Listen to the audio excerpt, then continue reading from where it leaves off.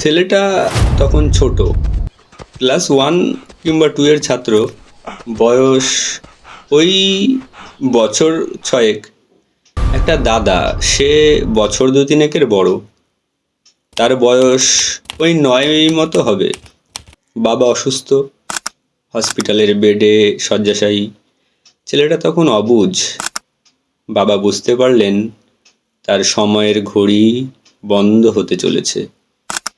এক বুক নিরুপায় অসহায় দুঃখ নিয়ে ছোট ছেলেটিকে জিজ্ঞাসা করলো, সোনা, আমি মারা গেলে তুই কি করবি?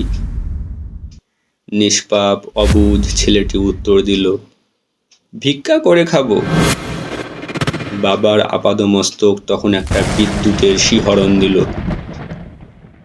ছোট ছেলেটার মুখে এরকম একটা উত্তর শুনে কোনোভাবেই একজন মৃত্যুর সাথে লড়াই করা, টিভি রোগে আক্রান্ত, শেষ মুহূর্তে এসে উপস্থিত হওয়া পিতা নিজেকে ঠিক রাখতে পারে না। তার হাত পা শরীর যেন হালকা হয়ে গেল হঠাৎ করে।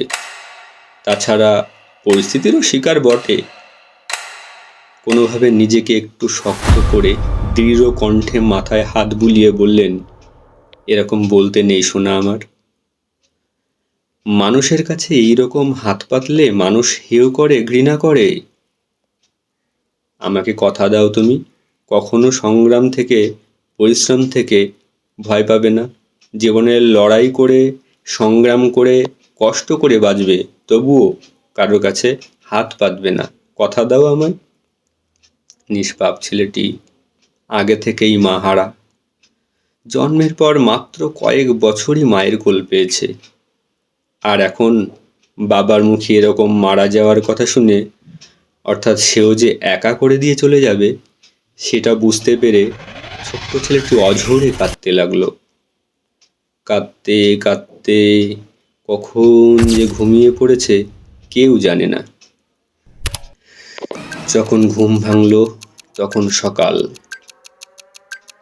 চোখ খুলে অবুঝ বালকটি ডাকতে লাগলো, বাবা, ও বাবা, আমার খিদে পেয়েছে। কিন্তু ছেলেটিকে মাথায় হাত বুলানোর মতন আর কেউ থাকলো না। ততক্ষণে একমাত্র ছাদ বাবাও চলে গেছে দূরে, অনেক দূরে, যেখানে গেলে কেউ কখনো ফিরে আসে না, সেই তারাদের দেশে। সেটা বুঝতে বুঝতে ছেলেটার বেশ সময় লেগে গেল। তারপর বাকি পরিস্থিতি অসহনীয়, বুক ফেটে চৌচির হয়ে যাওয়া, হৃদয় বিদারক। আর বাবা শব্দটা বলতে পারবে না শিশুটি। যেন তার পায়ের তলে আর মাটি নেই। বিধাতা কতই নিষ্ঠুর। এমন এক নিষ্পাপ শিশু এখন পুরো একা। সামনে সারাটা জীবন, তীব্র গাঢ় অন্ধকারময় রাস্তা, যেখানে প্রতি বাঁকে বাঁকে হোঁচট, কণ্টকময় লড়াই, পা ফেটে রক্ত পড়া, আবার উঠে দাঁড়ানো। এক মুঠো ভাতের বদলে শুধু ভাতের ফ্যান পাওয়ার তীব্র আকাঙ্ক্ষা। ভাত নয়, শুধু ভাতের ফ্যান। প্রথমে মাকে হারানো, তারপর বাবা হারানো।